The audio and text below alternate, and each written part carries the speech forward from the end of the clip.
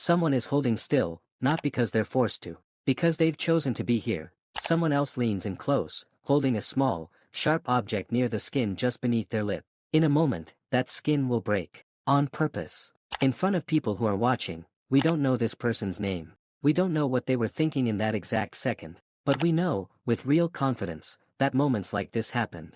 Not once. Not in one place.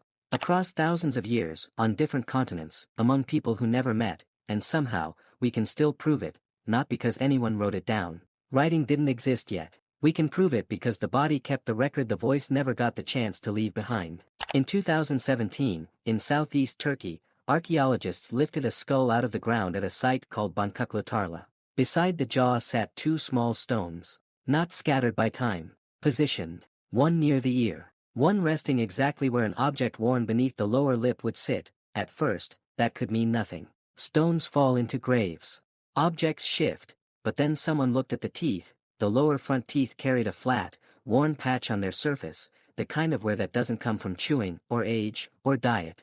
It comes from one specific thing, an object pressed against the teeth from behind the lip, for years, over and over. That skull was roughly 11,000 years old, and it wasn't alone.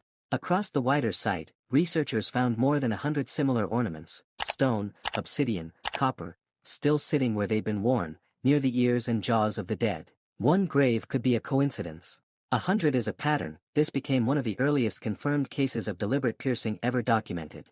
A real answer, finally, to a very old question, except the story wasn't finished.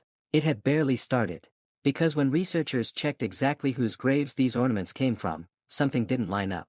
Every ornament belonged to an adult. Not a single one turned up in a child's grave, even though children at this site were buried with other jewelry. Just not this. Vital piercing, that's not an accident. That's a boundary someone enforced. Researchers now believe this points to something bigger than decoration, that the piercing may have marked the moment a person became an adult. A threshold you had to reach before you were allowed to wear it. Science alert, for a moment, that feels complete. Clean. Piercing means adulthood. Then researchers turned to a different set of bones. Much older. And the clean answer collapsed. Long before Tarla, somewhere between 25,000 and 29,000 years ago, a hunter-gatherer people called the Pavlovians lived across Ice Age Central Europe. For decades, their teeth puzzled anyone who studied them. The wear wasn't on the chewing surface, where it should be. It was on the cheek side, as if something had been rubbing against the inside of their mouths for years. No one could agree on why. ResearchGate, some guessed they sucked on stones to fight thirst.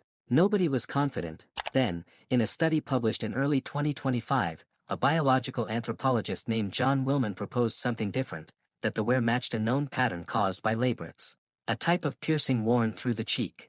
ADS, no actual jewelry survived to prove it. If it existed, it was likely wood or leather, materials that don't outlast 25,000 years. The teeth were the only witness left, and the teeth said something unsettling. This same wear pattern didn't just appear in adults. It showed up in children as young as 6. Some of it was on baby teeth, which means whatever explained Tarla does not explain this. In one culture, piercing may have been something you earned, a reward for growing up. In another, tens of thousands of years earlier, it may have started before a child had lost their first tooth. Same act. Two ancient cultures. Two contradictory rules, so adulthood wasn't the answer. It was one answer, for one place, one time. The real question had just gotten bigger. Why did this behavior keep appearing at all, if no single reason explains it? Follow it north, to the Arctic coastline of Alaska, and the pattern shows up again, reshaped once more. Among Aleut, Inuit, and Northwest Coast peoples, the piercing started small, in childhood or at puberty, and was deliberately widened again and again across a person's life to hold larger ornaments. One archaeologist, Amy Stephian, has described these pieces as a kind of message the body carried before a single word was spoken, broadcasting a person's rank the instant a stranger saw their face. Wikipedia, a stranger didn't need to ask who you were, they only had to look, follow it further, into the Aztec Empire, and the same act shows up wearing an entirely different meaning. Here it was called tentacle, lip stone, and it was recorded among the ceremonial regalia worn by the Emperor Moctezuma II at his own coronation. Grokipedia, not a marker of ordinary adulthood. A symbol of absolute power, worn on the most powerful face in Mesoamerica, adulthood in Anatolia, possibly childhood in Ice Age Europe, rank in the Arctic, imperial power in Mexico, 4 cultures.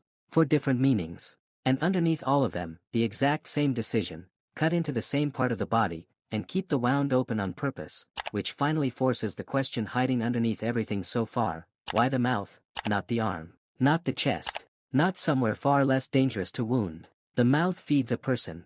It lets them speak. It may be the single most functionally important, most exposed part of the human face, and across cultures separated by tens of thousands of miles and thousands of years, it kept getting chosen anyway. Nobody left an explanation for that choice. No one wrote it down.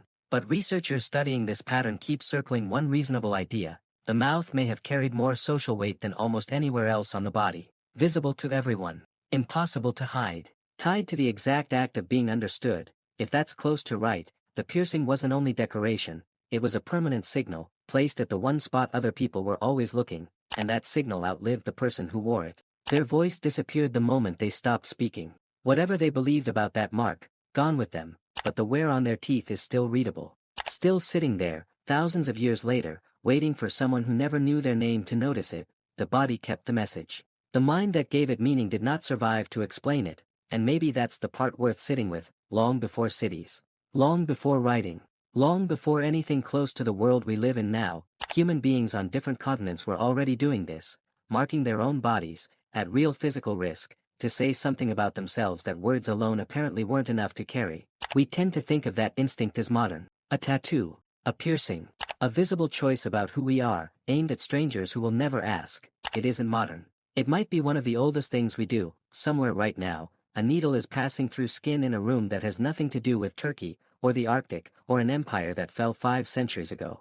The person underneath it thinks this decision belongs only to them.